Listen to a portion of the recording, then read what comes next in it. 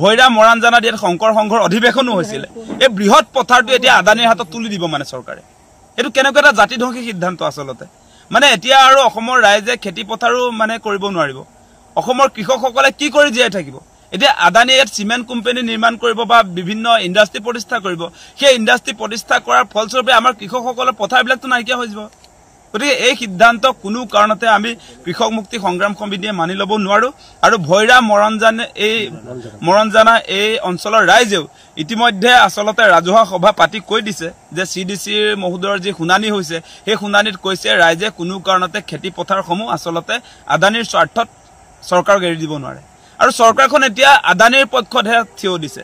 এতিয়া আমি দেখিছো যে হসাহসিকে মানে অসম চৰকাৰৰ নেতৃত্বত আজি হিমন্ত বিশ্ব শৰ্মাৰ নেতৃত্বত অসমৰ যি আসলতে অসমীয়া মানুহৰ যি নিৰাপত্তাৰ কথা আসলতে থাকিব লাগে অসমীয়া মানুহৰ খেতি পথাৰসমূহ অসমীয়া মানুহৰ হাতত থাকিব লাগে সেই কথা বতৰাবিলাক এতিয়া নাই এতিয়া মুঠতে আদানী আম্বানী কেনেকে মাটিসমূহ গতাব পাৰে সেই কাৰ্যসূচীহে তেওঁলোকে চলাইছে বিভিন্ন জায়গাত আপোনালোকে দেখিব যে আমাৰ ট্ৰাইবেল মানুহবিলাকৰ আসলতে বিটিসি অঞ্চলবিলাকত যদি আপোনালোকে চাই পৰ্বতঝৰাটো প্ৰায় পাৱাৰ প্ৰজেক্ট নিৰ্মাণ কৰিবৰ কাৰণে প্ৰায় 3000 বিঘা তেওঁলোকে অধিগ্ৰহণ কৰিব খুজিছে আমি দেখিছো যে কাৰ্বি আংলঙতো ট্ৰাইবেল মানুহৰ মাটি তেওঁলোকে আসলতে সিমেন্ট ইণ্ডাষ্ট্ৰি নিৰ্মাণ কৰিবৰ কাৰণে আদানী আম্বানীক তেওঁলোকে দিয়াৰ সিদ্ধান্ত গ্ৰহণ কৰিছে সেই সম্পৰ্কে ইতিমধ্যে কোৰ্টতো কেছ চলিছে গতিকে তাৰ সমান্তৰালভাৱে আপোনালোকে দেখিছে ৰঙিয়া ৰাজচক্ৰৰ অন্তৰ্গত ভৈৰা মৰণজানাত যি ধৰণে আসলতে 195 বিঘা খেতি মাটি আসলে অধিগ্ৰহণ কৰিব খুজিছে সেইটো কোনো কাৰণতে আসলে মানি ল'ব পৰা বিধৰ নহয় এই সিদ্ধান্ত সম্পূৰ্ণৰূপে অসমীয়া খিলঞ্জিয়া মানুহৰ পৰিপন্থী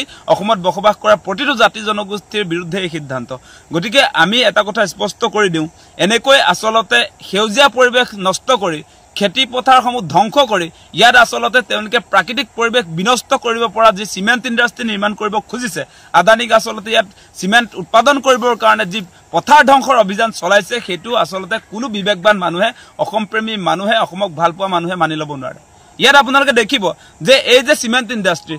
ইণ্ডাষ্ট্ৰি বনোৱাৰ পাছত আপোনালোকে দেখিব ইয়াত আৰু প্ৰাকৃতিক পৰিৱেশ নাথাকে ইয়াত আপোনালোকে দেখিব যে জলবায়ু ইয়াত পৰিৱৰ্তন হৈ যাব এই খেতি পথাৰসমূহ নাইকিয়া হৈ গলে আপোনালোকে কল্পনা কৰক যে এই অঞ্চলটো কেনেকুৱা এটা পৰিস্থিতি হ'ব মানে এই অসমৰ মাটি অসমীয়া মানুহৰ হাতৰ পৰা এই কোম্পানীবিলাকৰ হাতত আজি আদানীৰ হাতত তুলি দি অসমীয়া মানুহবিলাকক হত্যা কৰাৰ ষড়যন্ত্ৰ চলাইছে চৰকাৰে গতিকে এই সিদ্ধান্ত অতি শীঘ্ৰে বাতিল কৰক কোনো কাৰণতে এনেকৈ আসলতে খেতি পথাৰসমূহ ধ্বংস কৰি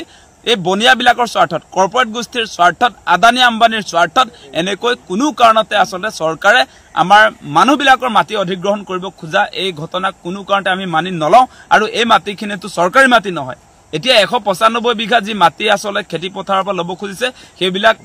সম্পূৰ্ণ ম্যাদী পট্টাৰ মাটি চৰকাৰে আদানীক গতাবলৈ যত্ন কৰিছে এটো কেনেকুৱা ধৰণৰ কথা আপোনালোকে সেই কথাটো বিবেচনা কৰি চাওক যে এই মাটিখিনি চৰকাৰী হৈ থকা হলে বেলেগ কথা আছিল এই মাটিখিনি আসলতে দীৰ্ঘদিন ধৰি এই মানুহবিলাকে তেওঁলোকৰ আজু ককা আইতাৰ দিনৰ পৰা তেওঁলোকে ম্যাদী মাটি এই মাটিৰ আসলে তেওঁলোকে আছে ম্যাদী মাটিটো এতিয়া তেওঁলোকে কাঢ়ি লোৱাৰ যিটো ষড়যন্ত্ৰ চলাইছে আৰু কাৰ কাৰণে চলাইছে যে আদানীৰ স্বাৰ্থত আদানীক গতাবৰ কাৰণে চৰকাৰে ইতিমধ্যে সিদ্ধান্ত গ্ৰহণ কৰিছে গতিকে আমি এই সিদ্ধান্ত কোনো কাৰণতে মানি ল'ব নোৱাৰো অতি শীঘ্ৰে এই সিদ্ধান্ত বাতিল কৰিবৰ কাৰণে আমি দাবী উত্থাপন কৰিছো